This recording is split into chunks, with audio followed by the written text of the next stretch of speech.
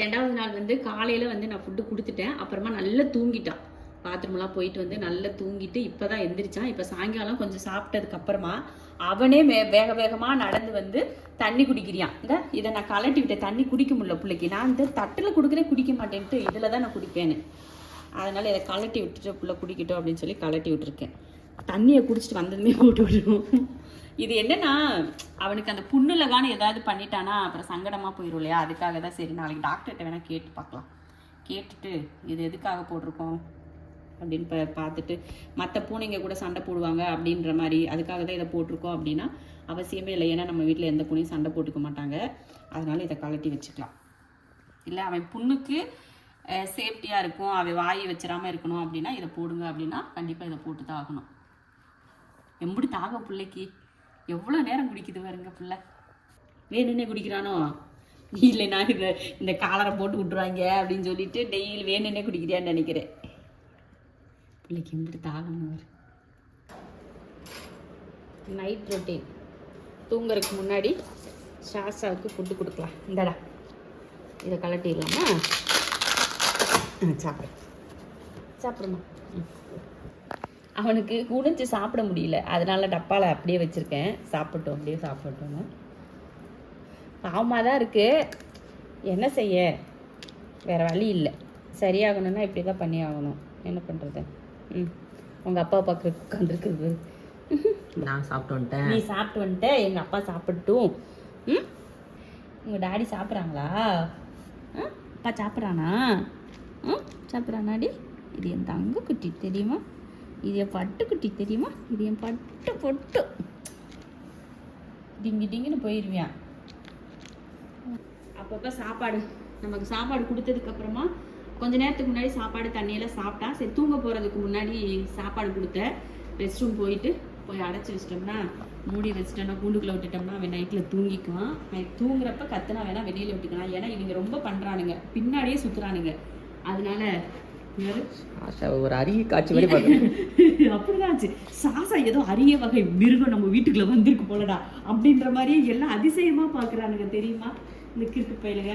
போதும் சாசாமாவா, அம்மா எடுத்துக்கிறேன். அப்படியா போதுண்டா.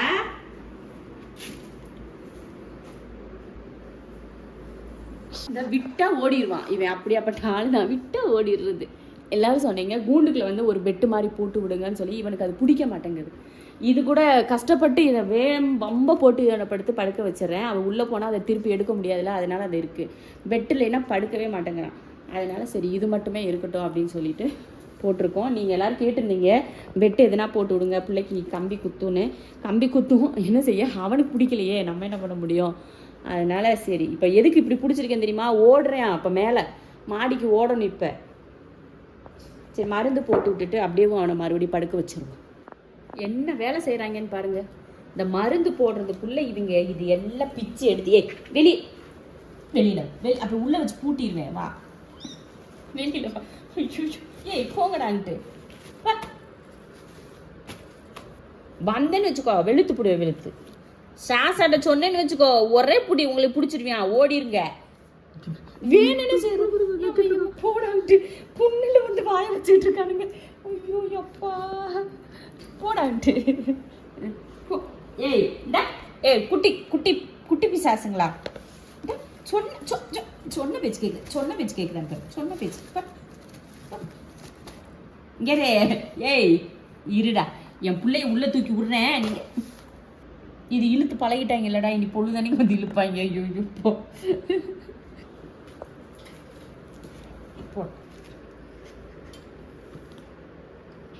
படுத்துக்கோமா. தண்ணி வேணுமாக்கும்? தண்ணி வேணுமா? என்னென்ன என்னென்ன இது கொடுக்குறியா பார்த்துக்கிங்களா சிக்னல்லு. தண்ணி வேணுமா?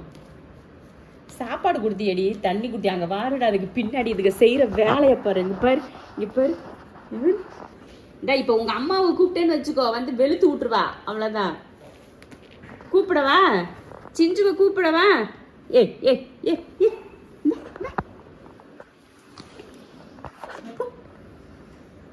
டார்ச்சர் பண்றாங்க பிள்ளைய. நீ விடு சாசா, அம்மா பார்த்துக்கிறேன் உன்னைய. ஏய் இந்தடா போங்கடான்ட்டு போங்கன்னு சொன்னேன். என் பிள்ளைய பார்த்தா உங்களுக்கு என்ன அவ்வளோ நக்கலாக இருக்குதா? என்னவோ பிடிச்சி இழுக்கிறீங்க எல்லாரும். ஓடுங்க. யாராவது என் பிள்ளைகிட்ட வந்தீங்கன்னா அடிச்சிருவேன். ஏலே போங்கடாங்கிட்டு. சசா தண்ணி குடிக்கிறியாடா?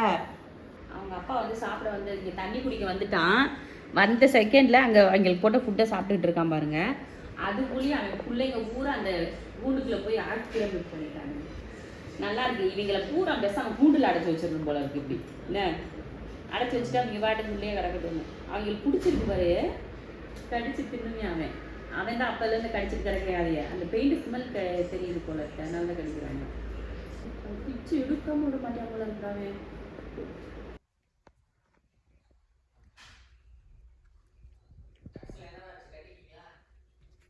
இரு கொஞ்ச நேரம் ரிலாக்ஸ் ஆகட்டும். இவன் அவகிட்ட போய் கொஞ்சம் போறியான். இவ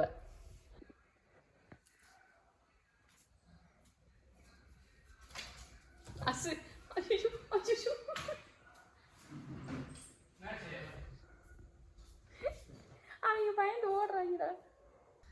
ஷாஷா வந்து ஹாஸ்பிட்டலுக்கு வந்து செக்கப் கூட்டு போயிட்டு வந்துட்டேன்.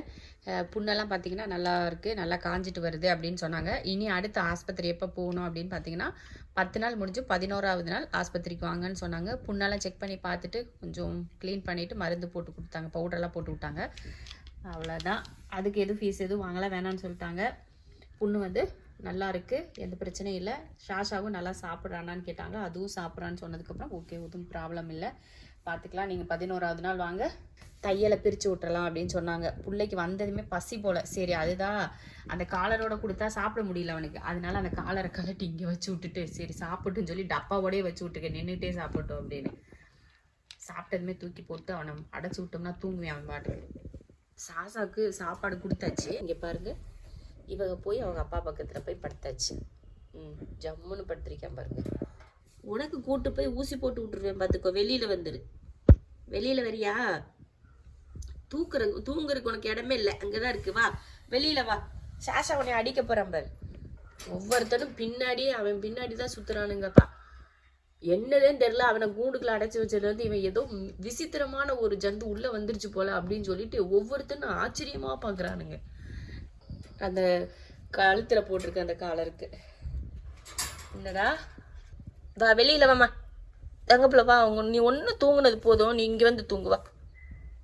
ஆளு போ உள்ள வீட்டு அங்கே போய் தூங்கு போ. சரி நீ போய் படுத்துக்கோ. என்னடா